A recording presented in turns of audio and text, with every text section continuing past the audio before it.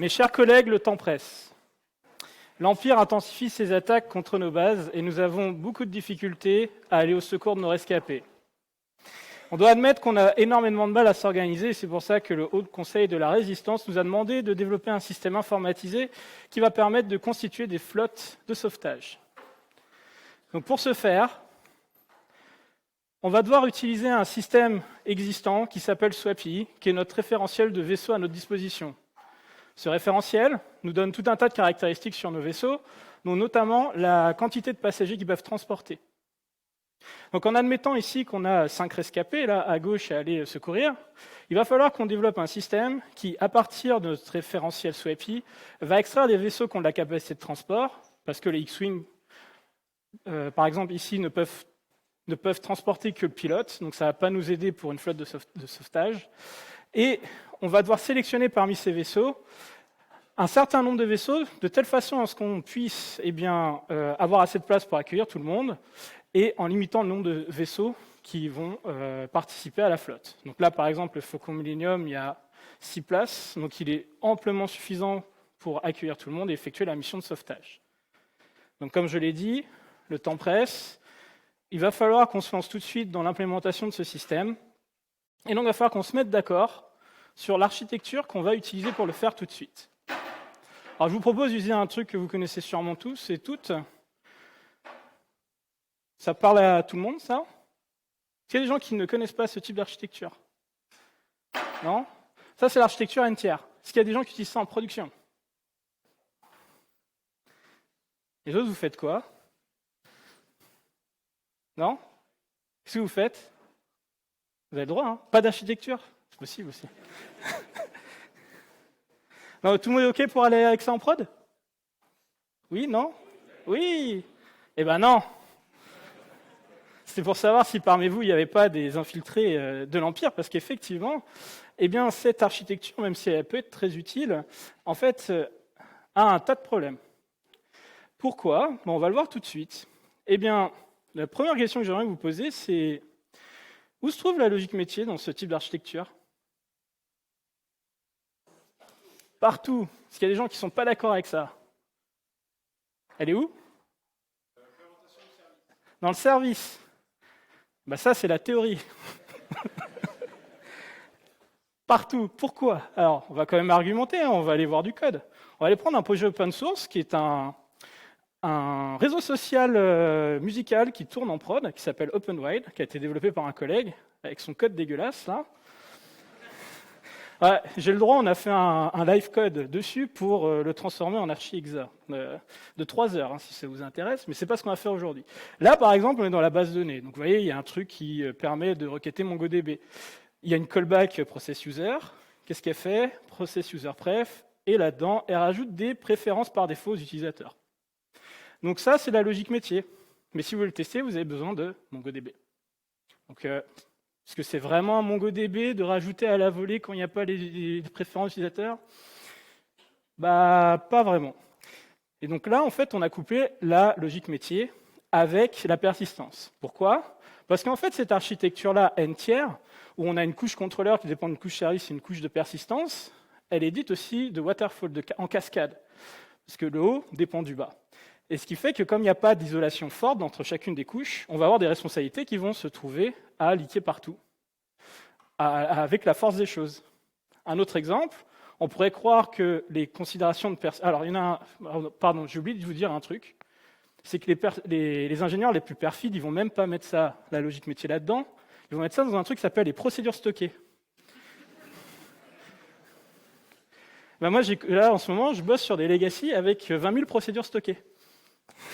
Autant vous dire que quand ça fait en plus des appels web service, le truc à migrer, c'est coton. Bon, alors du coup, c'est pour ça qu'il ne faut pas faire ça. On a aussi les contraintes de base de données. On va me dire, c'est un couche de persistance. Oui, mais ça peut aussi glisser un peu partout. Sur le même projet, toujours. Voilà, on est dans le contrôleur, ici. Là, on a un truc, en fait, ce contrôleur permet de créer des postes sur votre mur. Ici, vous voyez que j'ai une structure, avec UID, c'est User ID, ça va à l'économie du caractère en plus. Ah, mais vous rigolez, mais regardez là, il y a une variable qui s'appelle P. Hein? Alors non, mais attends, parce que j'ai le rationnel. Ce truc-là, en fait, qu'est-ce que c'est? Ce truc-là est stocké directement en base de données. Ici. Là, il y a le safe. Et en fait, il définissait sa structure de base de données directement depuis le contrôleur. Si vous changez le nom, là, ça pète la base. Littéralement. Si vous changez le nom de UID, ça pète la base. Et la raison pour laquelle c'est UID et pas User ID, c'est qu'il pensait qu'il payait en fait à la taille des caractères dans MongoDB. Et c'est pas une blague. Malheureusement. Autre problème de cette architecture, généralement, c'est que quand vous avez un framework structurant type Symfony, Spring Boot, Express, ça va se retrouver un peu partout. Vous allez dire, c'est pas très grave. Le truc, c'est que quand même, à cause de ça, on va avoir tendance à coupler sa logique métier avec notre framework. Et donc ça, c'est un autre projet open source que je connais pas, mais que j'ai trouvé sur GitHub. Ici, on a un truc qui gère des exercices. Là, vous avez des belles annotations qui gèrent l'ORM. Tout le monde voit ce que c'est qu'un ORM? Ouais.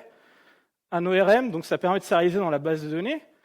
Et il y a aussi des add.json properties pour serialiser directement en contrôleur. Donc là, c'est-à-dire que ce truc-là, il gère la base de données et comment c'est géré sur le réseau en REST, voilà, enfin serialisé. Et puis bon, il y a quand même de la logique métier, sinon c'est pas drôle. Hein. Donc ici, ça va calculer des statistiques, et avec la magie de Jackson, cette méthode qui fait de la logique métier va serialiser directement comme si c'était un champ JSON. Là, vous changez de framework, ce truc-là ne fonctionne plus du tout. Et si vous voulez le tester, c'est un peu chiant, parce que ici, vous allez coupler avec deux frameworks différents. Dans les premières heures de Hibernate Jackson, je ne sais pas si vous avez déjà connu les coups de... Il y a des problèmes de compatibilité avec ces trucs-là et une serialisation ne fonctionne pas. Bref, en tout cas, tout est couplé ici. Ce qui fait que la mise à jour de votre framework structurant, alors là, c'est même pas Spring directement, c'est Jackson et Hibernate, mais la mise à jour d'un framework, si ça casse votre logique métier, est-ce que c'est normal? Il faut se poser la question. Pourquoi vous auriez des régressions fonctionnelles quand vous upgradez votre framework? Une autre question que vous pouvez vous poser, c'est, je ne sais pas, vous avez grandement investi sur les JSP à une époque. Malheureusement, c'est plus trop à la mode. Vous avez mis toute votre logique métier dedans, vous faites quoi aujourd'hui? Vous redéveloppez tout. Vous n'avez pas le choix. Si demain un Spring c'est mort, vous allez tout redévelopper. Alors imaginez les gens en JS. Pardon, désolé pour ce troll. Alors ça s'est stabilisé quand même en JS quand même un petit peu, mais le fait est que c'est pourquoi on devrait réimplémenter la business logic alors qu'on change de framework. Les gens du métier, ils n'ont pas volonté de changer, eux. Donc en fait, là, c'est encore un problème qui est lié à du couplage. Et comme c'est une architecture en cascade, si vous pétez la couche la plus basse, ça va péter la couche du dessus et ça va se répercuter jusqu'à la couche la plus haute. Forcément, vous pétez la persistance et une réaction en chaîne et toute l'application est par terre. En tout cas, bien sûr que si la base de données ne marche pas, toute l'application est par terre, mais vous risquez d'avoir des erreurs de compilation un petit peu partout dans votre soft. Et ça, c'est de la fragilité. C'est lié au fait qu'on a beaucoup trop de couplage. Le couplage amène de la fragilité. La fragilité, en fait, transforme vos applications en legacy, chiant à maintenir.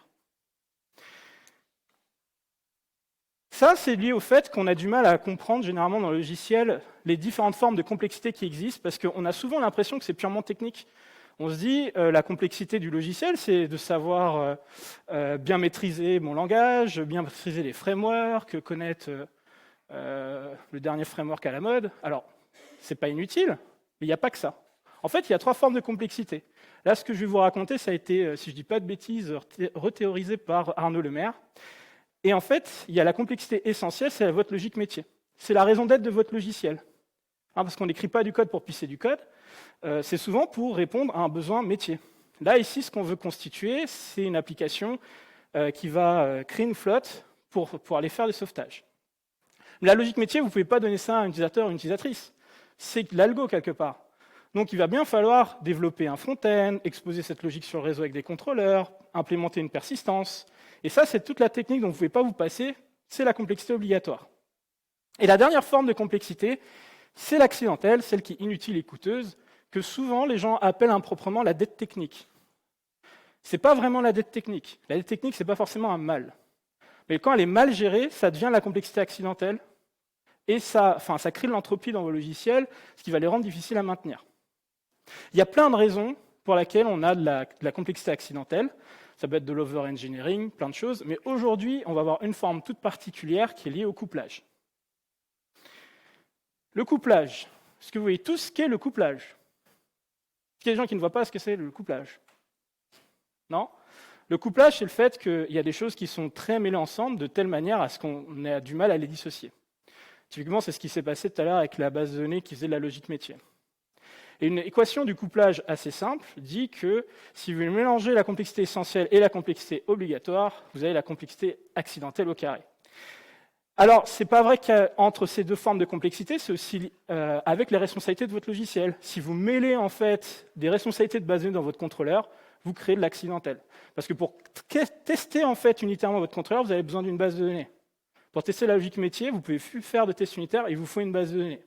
C'est pour ça qu'il faut éviter le couplage. Alors, comment on évite le couplage? Non? Personne? Alors, j'ai entendu abstraction. Oui, c'est une des manières, mais on va le voir au travers de l'architecture hexagonale. Donc, c'est un pattern qui va vous aider à mieux gérer la complexité de votre logiciel et la dette technique. Alors, pas toute forme de dette technique, mais certaines formes de dette technique. Je vais en parler tout de suite. Donc, déjà, on va se dire, bon, c'est intéressant de séparer la logique métier du reste. Donc on va la centraliser à un seul endroit, qu'on va appeler le domaine. Et là, on va me dire, mais c'est la même chose que le service de tout à l'heure. Alors, oui. Mais non. Parce que là, on veut absolument qu'elle soit seulement là-dedans. Service, cette couche, elle est un peu ambiguë parce qu'elle sert aussi à faire l'orchestration sur les couches les plus basses, c'est-à-dire de l'interconnexion avec des systèmes externes, donc les clients Web API, ou bien les couches de persistance. Là, on veut que la logique métier là-dedans. Mais là, ce n'est pas suffisant parce que je n'ai pas encore ma persistance. Alors qu'est-ce qu'on fait? Tour de magie, on inverse le lien de dépendance. Ce qui fait que là, on a un domaine qui dépend de rien d'autre que lui-même, dans lequel on va avoir que la logique métier. Comme il ne dépend pas du contrôleur ni de la persistance, vous changez la persistance, il n'est pas pété. Vous avez un bug dans la persistance, il n'est pas pété. Et là, vous n'avez plus le phénomène de réaction en chaîne, parce que comme rien ne dépend de la persistance, vous pétez ni votre domaine ni votre contrôleur. Et votre contrôleur, il va avoir un peu de mal, là, à faire de la base de données, parce qu'il n'a pas de dépendance transitive vers la persistance. Donc le domaine, c'est ce qu'on appelle un hexagone, architecture hexagonale. Alors pour l'explication, il paraît que si on se met d'un certain côté, en fait, ça... Mais bref, je ne sais pas pourquoi Alistair Cockburn a sorti cette forme d'hexagone, et l'explication, elle est un peu fumeuse. Mais bon, bref, c'est un hexagone. Et l'extérieur de l'hexagone, c'est qu'on va appeler l'infrastructure. Et à l'extérieur de l'infrastructure, on va gérer toute la complexité obligatoire. Donc on a séparé les deux. Donc la technique, elle dépend de l'essentiel, donc du domaine métier, mais pas l'inverse. Et dans le domaine, on ne va pas mettre de framework, parce qu'on ne veut pas que, si le framework il est déprécié, qu'on ait à recoder tout le domaine, entre autres. Par contre, on ne va pas s'interdire d'utiliser des petites librairies, parce qu'on ne va pas non plus réinventer la roue. Okay? Mais il faut faire attention quand on utilise une librairie, de bien évaluer si on n'a pas un truc trop structurant, où il y a trop d'adhérence avec, et que ça va nous coûter super cher d'en sortir. Comment ça s'implémente? Eh bien, avec de l'abstraction, quelqu'un l'a dit tout à l'heure, en fait, notre domaine, il va exposer des interfaces. Des interfaces qui vont permettre de l'extérieur du domaine de l'appeler le domaine. Ces interfaces, on les appelle les API, pour Application Programming Interface.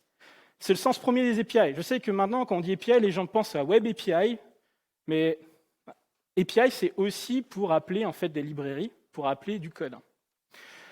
Donc ça permet en fait à des contrôleurs d'appeler les features du domaine. À quoi sert cette interface? En fait, cette interface définit le contrat de la feature, son comportement, et ne dépend que des objets du domaine, de telle manière à ce que des concepts exogènes ne puissent pas rentrer dans le domaine. Donc ça fait que Jackson, les annotations, parce qu'il y a des gens qui ne font pas de Java dans la salle. Ah, il y en a quand même beaucoup. Bon, ou Express, vous faites quoi? PHP, Symfony, Laravel, Python, Django, par exemple. Scala, AK, mais là, tu vas me taper. Play. Bref, mais voilà, en fait, tous les trucs qui sont liés à faire des routes, par exemple Express, etc., ça ne va pas rentrer dans votre domaine. De l'autre côté, en fait, le domaine va avoir besoin d'interagir avec l'extérieur. Et c'est pareil, en fait, vous n'allez pas vouloir coupler votre domaine avec une technologie de base de données. Parce que si vous faites du Mongo et que vous vous êtes rendu compte que ce n'est pas le meilleur choix et qu'il faut faire de l'Elasticsearch, vous n'allez pas redévelopper tout votre domaine. Donc ça veut dire que le domaine, en fait, il va se créer une abstraction qui va dire voici comment je veux interagir avec l'extérieur. Cette abstraction dépend que des types du domaine, ce qui fait qu'il n'y a aucun concept externe comme les object ID de Mongo qui vont rentrer dans mon domaine. Ni des trucs d'ORM sales, là, avec des entity manager, voilà, ce genre de trucs sales, là, qui ne vont pas rentrer dans le domaine. Donc, ça va permettre d'avoir ce cloisonnement. Et cette interface SPI, pour Service Providing Interface, ça va être implémentée par la couche de persistance externe, ou les clients web externes. Donc, pour que ce soit plus concret, on va se lancer dans le live code tout de suite. Alors, ça va être en Java. Je sais que vous êtes déçus parce que vous attendiez à avoir du Elixir. Oh. Mais c'est pas grave si vous ne connaissez pas Java. Parce qu'on ne va rien voir spécifique à Java ici, et sur la partie Spring, je vais passer très très rapidement. Là, j'ai un seul module. J'ai mon descripteur de module ici. Alors, JavaScript, ce serait un package JSON. Bon, désolé, en Python, il n'y a pas l'équivalent, à part des requirements.txt. C'est pas une blague, rigolez pas. Ah, c'est vrai. Et en fait, ici, vous voyez que j'ai une liste de dépendances. C'est mes librairies, je ne dépends que des frameworks de test. JUnit et Assergy parce que ça ne fait pas partie du langage en Java. C'est tout. Parce que ça, j'en ai besoin pour mes tests. Donc, qu'est-ce que j'ai dans mon domaine? J'ai pour l'instant une représentation de mon métier, en classe. J'ai une flotte qui est constituée d'une liste de starships, ce sont des vaisseaux. Et pour chacun de ces vaisseaux, j'ai un nom et une capacité de transport de passagers. Ça va pour l'instant? Donc, on va implémenter la logique métier. C'est le premier truc qu'on fait en architecture hexagonale, c'est l'intérieur de l'hexagone, l'intérieur du domaine. Donc, pour faire ça, je vais d'abord écrire la spec. Alors, écrire une spec, c'est écrire un test fonctionnel. Parce que le test fonctionnel va permettre de définir comment doit réagir mon métier d'un point de vue de son comportement. Donc ici, en plus, c'est super parce que ça sert de documentation. Je cherche à assembler une flotte pour 1050 passagers. Là, je vais appeler mon domaine métier, pour l'instant qui n'existe pas, et je fais des assertions et je vérifie que tous mes vaisseaux ensemble permettent de transporter tous les passagers à sauver, et que chacun de ces vaisseaux ont un set de capacité pour transporter des passagers, pour accueillir des passagers, supérieur à 0, parce que comme je l'ai dit, les X-Wing, ça ne nous intéresse pas. Ça va pour tout le monde là pour l'instant? Alors là, je vais écrire ce qui m'intéresse, c'est-à-dire comment je vais interagir avec mon domaine métier. Moi, j'aimerais bien qu'il ressemble à un truc comme ça. Assemble a fleet for passengers. Je donne le nombre de passagers en paramètres. OK. Donc ce assemble a fleet, il n'existe pas, donc je vais devoir le créer ici. Bon, je suis sur un langage fortement typé, donc je suis obligé ici de lui donner un type que je vais appeler assemble a fleet. Voilà, non, pas ça. Merci IntelliJ. Voilà. Donc ça, pour l'instant, je vais initialiser à nul. Et bien sûr, ce type, pour l'instant, n'existe pas. Donc il va falloir que je le crée dans mon application. Donc là, j'ai le choix entre une classe et une interface. À votre avis, qu'est-ce que je vais utiliser? Une interface. Est-ce que tout le monde voit pourquoi? Parce qu'il y a des gens qui ne voient pas pourquoi. Oui? Parce qu'une interface, en fait, ça permet de définir une signature, un comportement. Alors que si je crée une classe, je serais dépendant d'une implémentation. Par exemple, ce qu'on fait souvent en Java, c'est quand on veut utiliser des listes, on utilise l'interface list, qui nous permet de rajouter et enlever des éléments de la liste. Parce que souvent, l'implémentation, on s'en fiche. Les implémentations en Java, ça peut être EureList, donc en fait, c'est un tableau qui simule une liste, ou une linked list, où à chaque élément, il y a un next. Mais si on n'a pas besoin des fonctionnalités de l'implémentation, il n'y a pas de raison d'être dépendant de l'implémentation. On est dépendant du contrat. Ce qui fait que les frameworks, eux, ils peuvent changer d'implémentation parce que peut-être ils vont trouver des manières de faire plus, performantes. Et vous n'êtes pas impacté. Vous voyez? Donc ça va me permettre d'avoir des implémentations différentes du contrat que je définis. Alors, ces contrats-là, ces interfaces, il ne faut pas le faire entre chacune des classes.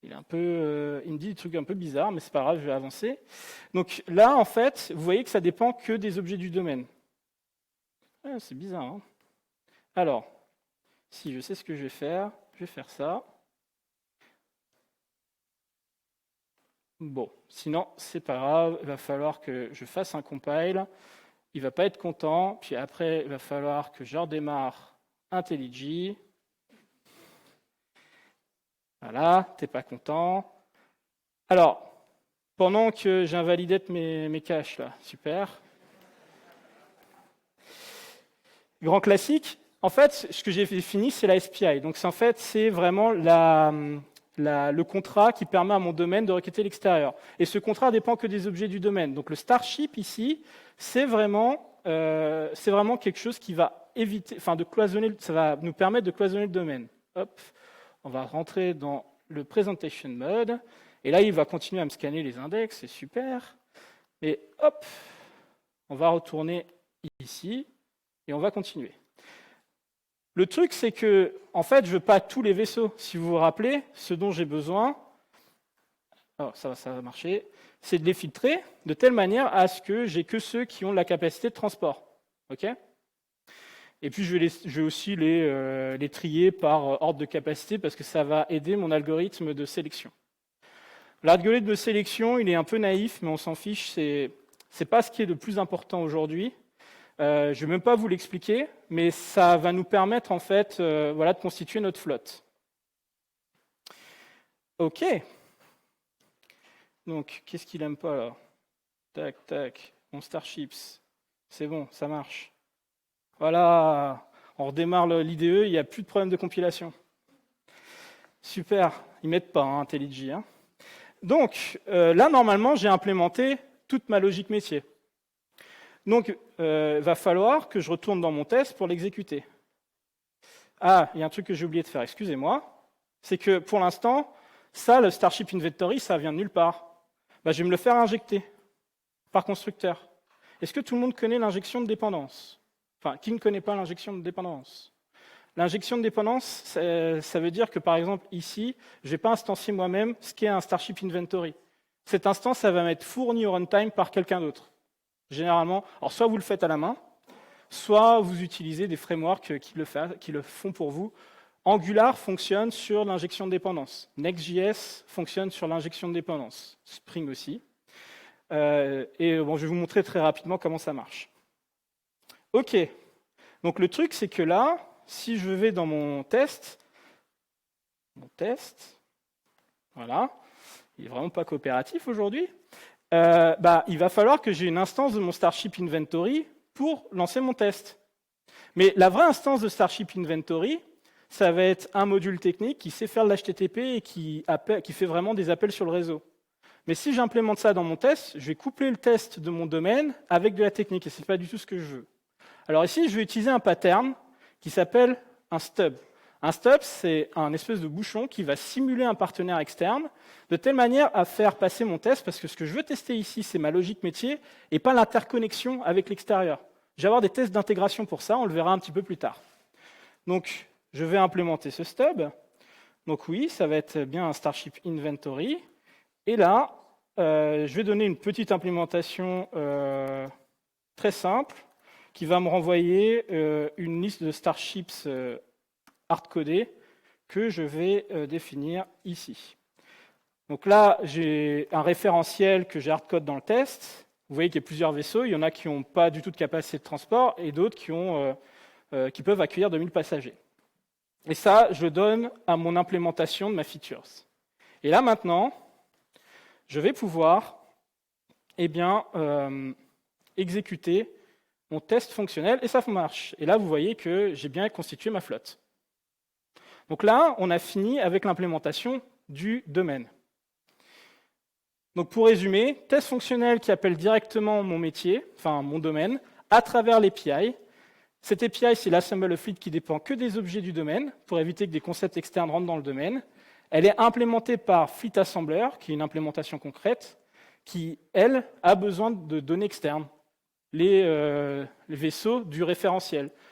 Comme on ne peut pas dépendre directement de ces référentiels, on a une abstraction qui est Starship Inventory de la SPI, qui dépend que des objets du domaine. Et pour tester en vase clos mon domaine, je suis bien obligé d'implémenter un stub. Vraiment, ça, c'est le résumé de tout ce qu'on a fait depuis le début. Donc l'étape d'après, ça va être d'ouvrir à gauche, c'est-à-dire d'implémenter le contrôleur. Donc allons-y. Alors, le contrôleur, on va faire une toute petite avance rapide. Tac, parce qu'il y a quand même beaucoup de boilerplate. Ouais, je l'ai fait en Java et pas en Kotlin, hein, désolé. Hop. Tac. Vous voyez que maintenant, j'ai plusieurs modules. J'ai un module domaine et j'ai un module infrastructure. Donc domaine, c'est le truc qu'on a vu tout à l'heure. Il dépend de rien d'autre que de lui-même. L'infrastructure, qu'est-ce que j'ai dedans? Vous allez voir que comme dépendance, j'ai Spring Boot. Enfin, en gros, j'ai mes frameworks structurants. Typiquement, alors c'est plus difficile en JS parce que toutes les technologies de builder ne supportent pas des modules comme ça, où vous pouvez avoir un subset de framework d'un côté et un subset de l'autre, sauf si vraiment vous faites des modules NPM différents. Mais là, ce que je veux vous dire, c'est que le domaine, lui, ne dépend pas de Spring Boot, enfin de mon framework structurant. Et ici, je dépends du domaine. Ça va me permettre, dans mon infrastructure, de définir mon contrôleur. Un contrôleur, c'est le truc qui définit ma route pour REST.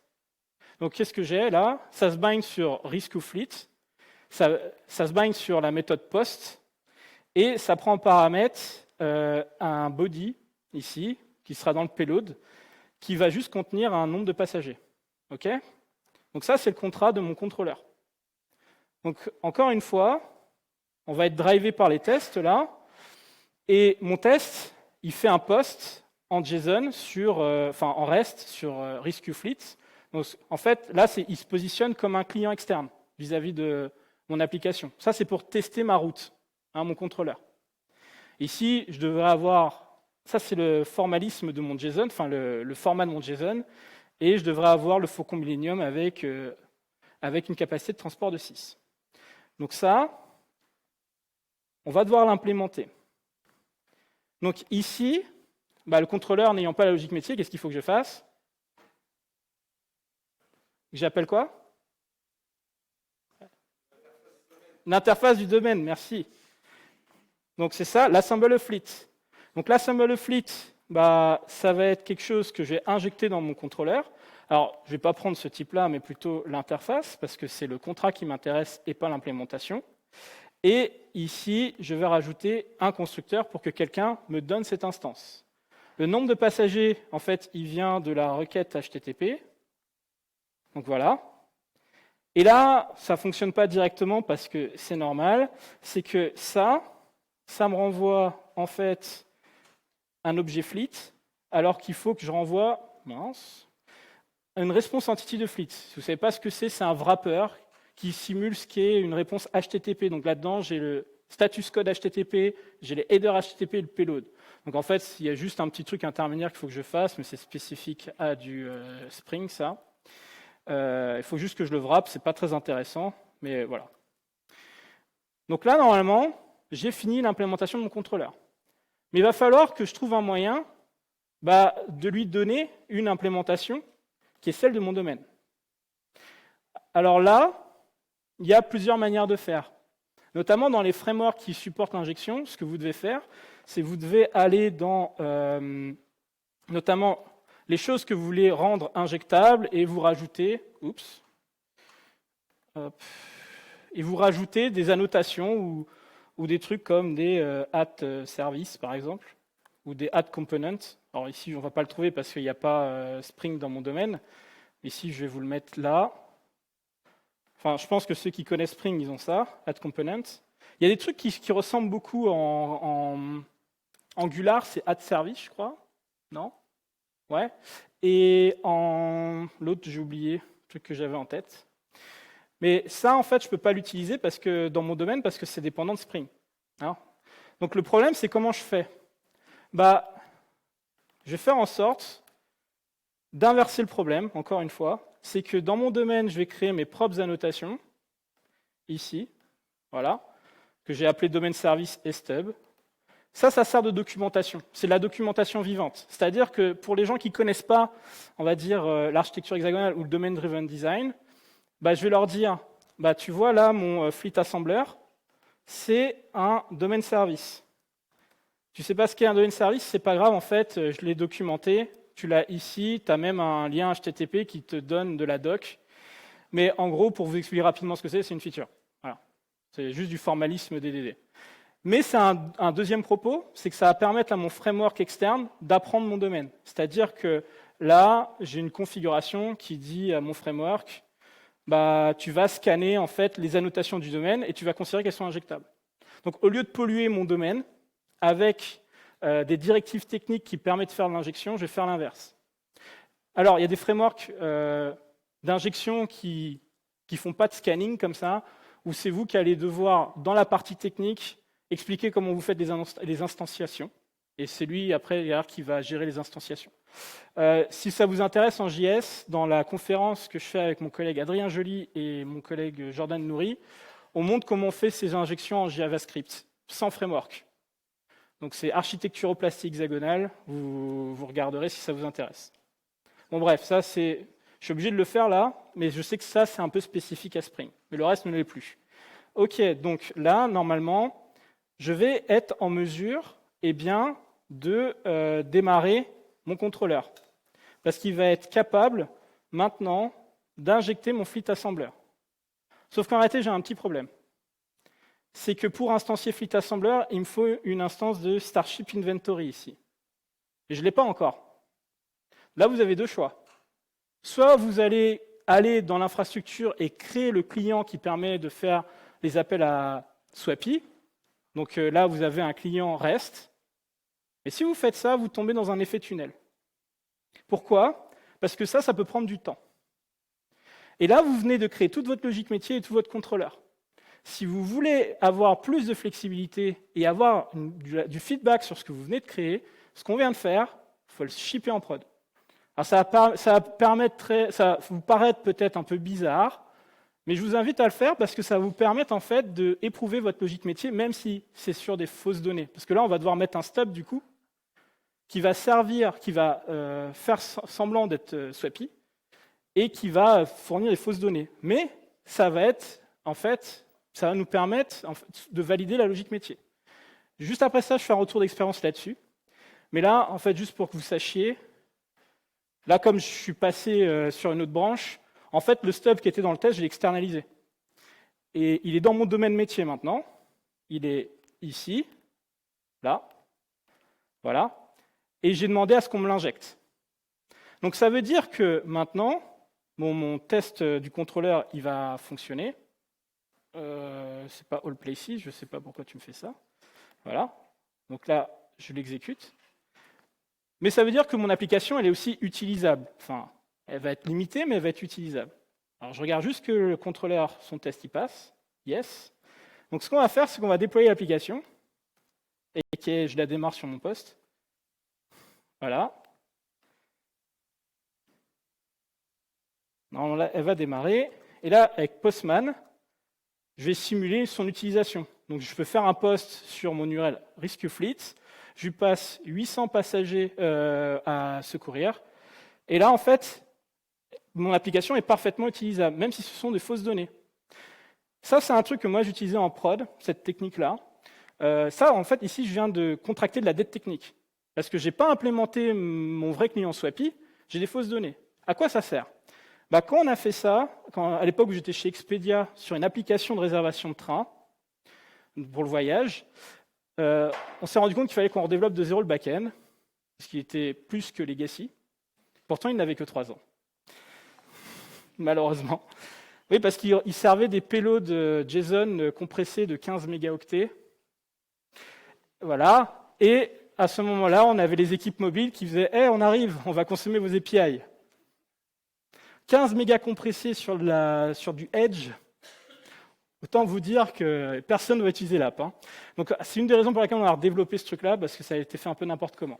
Mais en fait, en gros, on avait la contrainte de hey, le mobile arrive, ils sont aux États-Unis, on va développer l'application, et nous on fait mais attends, on va tout refaire. Qu'est-ce qu'on a fait? On a fait exactement ça. Donc, c'est-à-dire qu'on a fait un stub à droite, là, donc l'interconnexion avec les transporteurs type SNCF, on ne l'a pas implémenté. On a fait logique métier contrôleur, on a livré ça, et eux, ils ont été capables d'utiliser et commencer les développements et nous faire du feedback sur la logique métier. Ce qui fait qu'on a dérisqué énormément de choses. Et sachez que l'interconnexion sur notre MVP avec les transporteurs, donc était vraiment des use cases restreints, l'équipe de 6 personnes a mis 3 semaines de développement.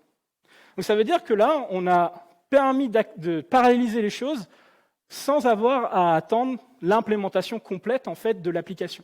C'est pour ça qu'on dit que c'est un pattern de gestion de dette technique. Vous remettez à plus tard certains choix. Ça se fait très bien aussi avec la base de données. Parce que typiquement, des fois, comment vous choisissez une base de données? C'est souvent au début d'un projet, vous avez peu de connaissances sur ce que va être vraiment la complexité de votre logiciel, et vous faites « je vais faire l'Elasticsearch, parce que c'est à la mode ». Et après, vous vous rendez compte que Elasticsearch dans le cloud, ça coûte 50 bras. Voilà. Pour ceux qui ont fait de l'OpenSearch en plus. Voilà. Et puis, peut-être que c'était surcomplexe par rapport à votre use case où des where clauses en SQL, c'était suffisant. Mais là, en fait, ça, vous ne le choisissez pas à l'avance. Vous le faites au moment où vous avez besoin d'implémenter, c'est-à-dire cette couche d'infrastructure.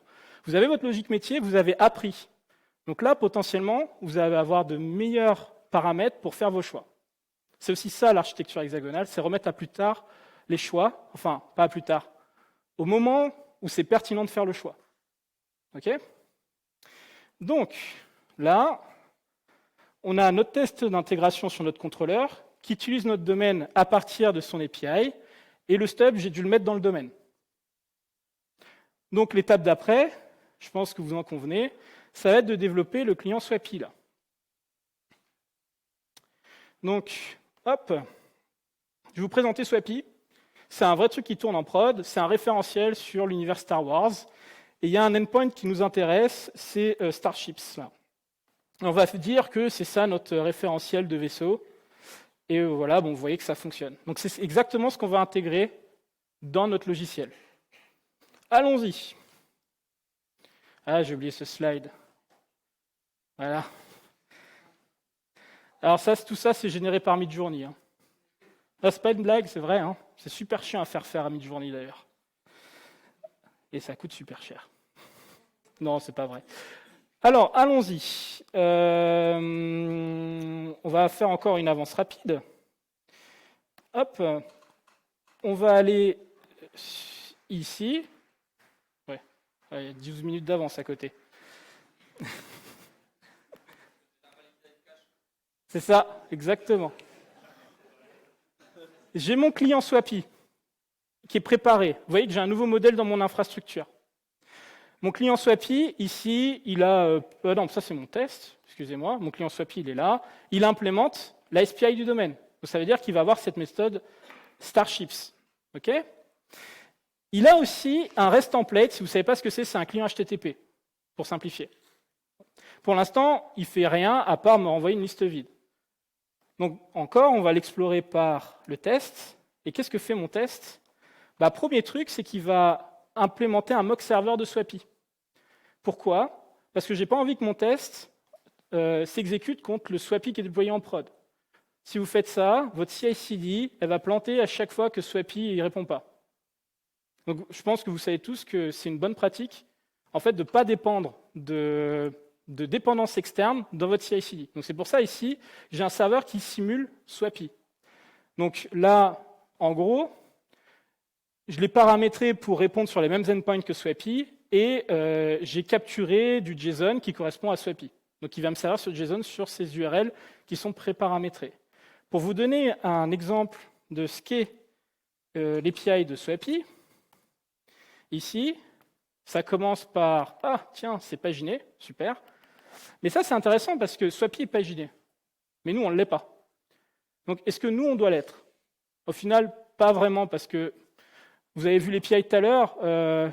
Pour chaque vaisseau, j'ai juste le nom du vaisseau, la capacité de transport. Si dans le même payload, j'en ai 10, c'est pas la mort, quoi. Là, ils en ont 36, je crois, et eux, ils paginent. Mais là, encore une fois, c'est la complexité de Swappy, ça, la pagination. C'est pas mon domaine qui devrait en avoir quelque chose à faire. Si je passe à un autre partenaire qui n'est pas paginé, je ne veux pas changer mon domaine. Donc c'est pour ça que la gestion de la pagination de Swappy, je la fais que dans le client Swappy, jamais dans mon domaine. Donc déjà, je ne m'impose pas ça dans le domaine. Mais le truc qui est funky, alors déjà, c'est que la liste des vaisseaux s'appelle results, donc c'est pas très idiomatique, mais passengers, là, c'est un string. Moi, ça ne m'aide pas parce que je veux les additionner, ces capacités de transport de passagers pour constituer ma flotte, pour savoir que j'ai assez d'espace. Donc ça veut dire que dans mon domaine, c'est un int, mais pour Swappy, c'est un string. Donc ça veut dire que mon client Swappy, il va devoir transformer ce string en un int. Il va devoir aussi aplatir la pagination parce que mon domaine n'en veut pas. Donc typiquement, là, ce qu'on va faire, c'est ce qu'on appelle un anti-corruption layer. Pourquoi? Parce qu'on ne veut pas que ces contraintes techniques, ces contraintes du langage de Swappy, polluent mon domaine. Donc il va faire une adaptation du modèle de Swappy vers le mien. Donc très bien, allons-y. On va implémenter mon client Swappy. Mais pour pouvoir l'implémenter, il faut que je représente déjà ce qu'est la réponse de Swappy. Donc là, j'ai créé des classes pour ça. Donc dans Swappy, qu'est-ce que j'ai? J'ai un next qui me dit la prochaine page, et results, qui est une liste de Starship. Vous vous rappelez? C'est bon? Et qu'est-ce que c'est qu'un Swappy Starship? C'est un nom et des passengers qui est en string. Donc ça veut dire qu'il faut que le JSON, je le sérialise là-dedans, le JSON de Swappy. Allons-y. Ici, hop, vous allez voir que je code très très vite. Gestion de la pagination et tout le reste. Voilà. Qu'est-ce que ça fait? Ça va requêter Swappy, je vais prendre la Swappy réponse et ensuite je vais la convertir vers des Starships du domaine. Okay. Donc les implémentations de ces trucs-là, ce n'est pas les trucs les plus intéressants. J'ai mon client HTTP qui fait un get sur cette URL et qui se réalise dans la Swappy response. Et ensuite, cette Swappy response, il faut que je la convertisse, comme je l'ai dit. Hop, je prends result de la Swappy response. C'est des Swappy Starship que je vais transformer en Starship du domaine en prenant le nom et je fais parsint sur passengers qui est un string. Vous avez tous compris pourquoi? Il y a des gens qui sont largués là ou pas du tout? Non, c'est bon? Ok. Donc là, normalement, c'est censé fonctionner. Bon, on va le vérifier. On va ouvrir le test. Tac. Non, c'est le contrôleur, ça. Je fais n'importe quoi. C'est le client. Voilà. Je vais le lancer. Et je croise les doigts pour que j'ai pas un nouveau bug à la fin du talk. Là. Ça marche pas. C'était fait exprès. Pourquoi? Parce qu'en fait, là, dans mon payload, je me rends compte que des fois, mon passenger, c'est NA. What? Bah ouais, on va voir ça. En fait, ouais, Swappy, ils ont une API qui est un peu bizarre. La qualité de l'API n'est pas dingue, parce que des fois, passengers, on va le voir là, je crois, oui, c'est NA. Et même si on va plus loin, des fois, il y a unknown. Alors déjà, la différence entre NA et unknown, c'est peut-être undefined nul, hein, comme en JS, je ne sais pas. Mais ça ne m'aide pas, moi. Donc ça veut dire qu'il va falloir que ça, eh bien, je le dégage. Mais il y a un autre truc qu'il va falloir que je dégage aussi. Je crois que c'est sur la deuxième page. Tac. Ici. J'ai un séparateur des milliers. Et ça, quand je vais faire parsing, ça va péter. Donc ça veut dire que tout ça, pareil, je ne veux pas polluer mon domaine avec. Je vais gérer ça dans mon client Swappy. Parce que sinon, si je permets à mon domaine que passengers, la capacité est un string, je vais faire du code défensif. À chaque fois, je vais faire un parse, je vais faire oula, est-ce qu'il y a une virgule dedans? Oula, est-ce que c'est NA? Oula, est-ce que c'est unknown? Ça va être un bazar. Donc là, ce que je veux, c'est qu'à chaque fois que je rentre dans mon domaine, il est toujours valide. Par contre, c'est la couche d'infrastructure qui fait ces trucs sales là pour faire en sorte que mon domaine il soit propre. Donc, comment faire ça? Donc sur ça, je vais aller un peu vite. Tac. Alors déjà, on va dégager à la schlag, comme on dit, le séparateur des milliers. Et ici, là, je vais dire que je filtre les vaisseaux de Swappy de telle manière à ce qu'ils aient une valide passengers value. Et qu'est-ce que ça veut dire, ça? C'est quand ils ne sont ni NA ni unknown. Et là, normalement, mon test, il devrait passer. Je croise les doigts. Ouais, ça marche. Donc là, ça veut dire que je suis en mesure de me connecter avec Swappy. Donc, si on revient là, ce qu'on a développé, c'est ça, hein, un client Swappy qui dépend du modèle de Swappy, là, Swappy Starship, qu'on ne veut surtout pas dans notre domaine. Donc il va faire un anti-corruption layer en traduisant ça vers le Starship du domaine. Parce que lui, en fait, implémente le Starship Inventory, donc il est obligé de se conformer à l'interface qu'a définie le domaine. C'est-à-dire que les couches d'infrastructure se soumettent en fait à ce que veut le domaine. On les appelle aussi les adaptateurs. C'est pour ça que des fois, l'architecture hexagonale, vous entendez un nom différent qui s'appelle les portées adapteurs. C'est exactement à cause de ça. Après, je pense que vous avez compris, on a un test d'intégration, et comme on veut isoler notre CI/CD, on a un stub externe qui était le mock server. Donc là, en fait, ce qu'on a, c'est chacun des modules de mes applications qui sont testés, chacun de leur côté. Le contrôleur, le domaine, le Swappy client. Donc en gros, j'avais oublié qu'il y avait celui-là aussi, il est super mignon. Il va falloir qu'on teste maintenant l'application dans son ensemble, en boîte noire, pour passer dans chacune des couches. Donc en final, c'est très simple, hein, on va faire un test de composants cette fois-ci. Hop, avance rapide. Et c'est celui-là. Tac. Et là, vous allez voir que dans le test, alors du coup, c'est mon test d'application, j'ai un test boîte noire qui va appeler les endpoints de mon application. Là, je fais un post directement sur RiskuFleet. Et je vais vérifier que en sortie, j'ai bien un vaisseau qui s'appelle Slave 1, qui a de capacité de 6. Mais j'ai aussi fait un mock de Swappy. Parce que comme ça, je traverse toutes les couches. Donc j'ai stubé à droite, j'appelle mon domaine par le contrôleur, et je vérifie que ça passe partout. Mais ça, c'est un test d'intégration. Je ne veux pas tester la logique métier ici. Parce que si je teste la logique métier, en fait, je vais avoir un test qui a une double responsabilité. Et donc je ne vais pas savoir si c'est un problème d'intégration ou un problème de régression fonctionnelle. Et généralement, les gens qui mettent trop de logique métier ici, ils abandonnent. Parce que c'est super chiant à maintenir. C'est pour ça que les tests fonctionnels, c'est ceux qui appellent directement le domaine. Là, vous faites que de l'intégration. Donc ça, je l'exécute. Et je vais vous montrer maintenant l'application qui, normalement, va discuter directement avec le vrai Swappy. Donc le test, j'attends qu'il passe. Ouais, ça marche. Donc je vais relancer l'application. Hop. Donc là, c'est bon. Donc vous voyez ça, avant, c'était les données stubées. Là, maintenant, quand je vais faire un appel, je ne vais plus avoir du tout les mêmes données parce que je vais appeler le vrai Swappy. Alors, c'est un petit peu plus long parce c'est un projet gratuit, hein, donc ça doit être et Heroku, c'est plus gratuit d'ailleurs. Donc voilà, ici, vous voyez, j'ai plus les mêmes données. Donc là, je suis vraiment interconnecté avec le vrai Swappy. Donc, admettons qu'on ait mis ça en prod. Alors bon, ça, c'est le résumé de ce qu'on vient de faire. Mais admettons qu'on mette ça en prod et que ça fonctionne, mais qu'on se rend compte que les rescapés, ils ont tendance à devoir laisser une grosse partie du matériel qu'ils ont avec eux sur place, parce qu'on n'a pas fait attention à ce que les vaisseaux aient assez de capacité de transport.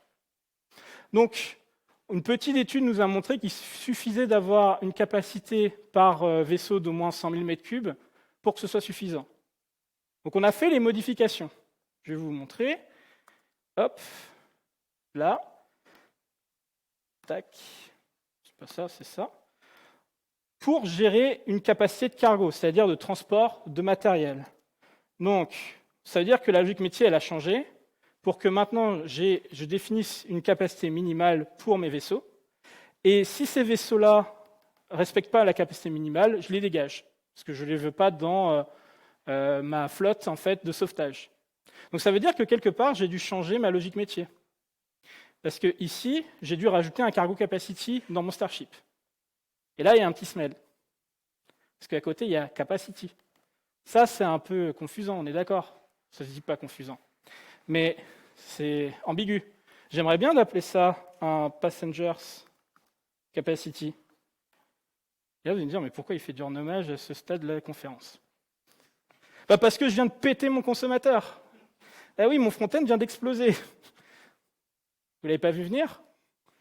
Attendez, si vous ne me croyez pas, en fait, je vais exécuter mon contrôleur ici, tac. Et qu'est-ce qui se passe? Normalement, ça ne marche plus. Pourquoi? Voilà, ça ne marche plus. Parce qu'il s'attendait à avoir capacity qui n'existe plus, et à la place, eh bien, il a passengers capacity.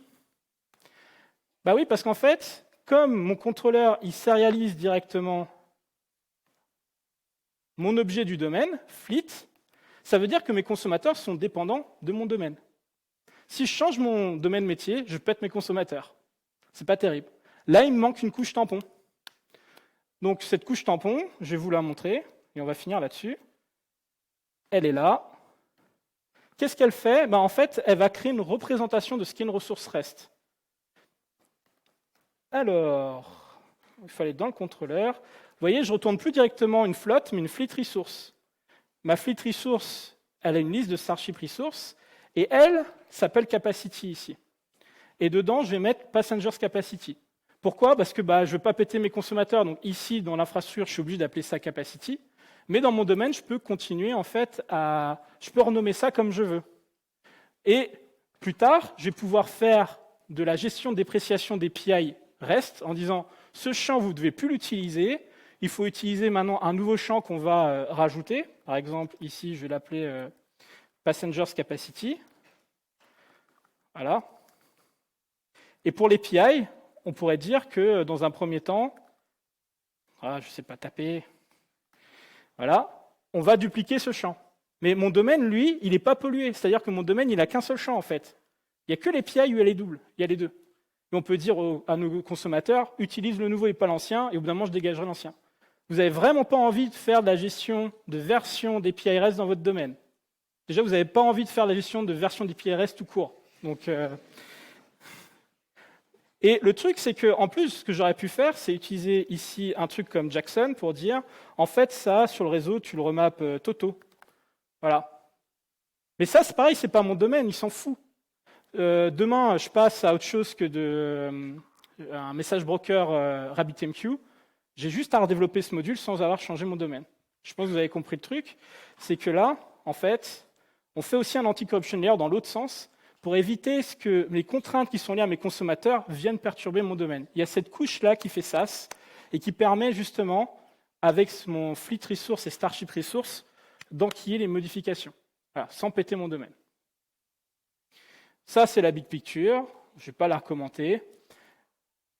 Mais sachez qu'avec ça, vous avez gagné en modularité, parce que passer de REST à RabbitMQ Receiver, par exemple, vous avez juste à développer un adaptateur à gauche qui va utiliser le domaine par son interface. Vous voulez passer de MongoDB à SQL client, vous avez juste à créer un SQL client qui implémente les API du domaine. Ça ne va pas péter votre domaine, ça ne va pas péter vos contrôleurs, parce qu'eux-mêmes ne se voient pas entre eux, grâce à l'architecture hexagonale. Donc c'était tout pour moi. Je m'appelle Julien Topsu, je suis tech coach chez Shodo, une ESN spécialisée dans le craftsmanship et le domaine de web design. On est sur Paris, Nantes, Lyon et bientôt Rennes. Et vous pouvez scanner ce QR code si vous voulez avoir accès au repository à une conf que j'ai donnée ici il y a 3 ou 4 ans sur comment écrire ces tests en architecture hexagonale et la transformation d'un legacy Node.js en Nexa aussi. Voilà, merci à vous.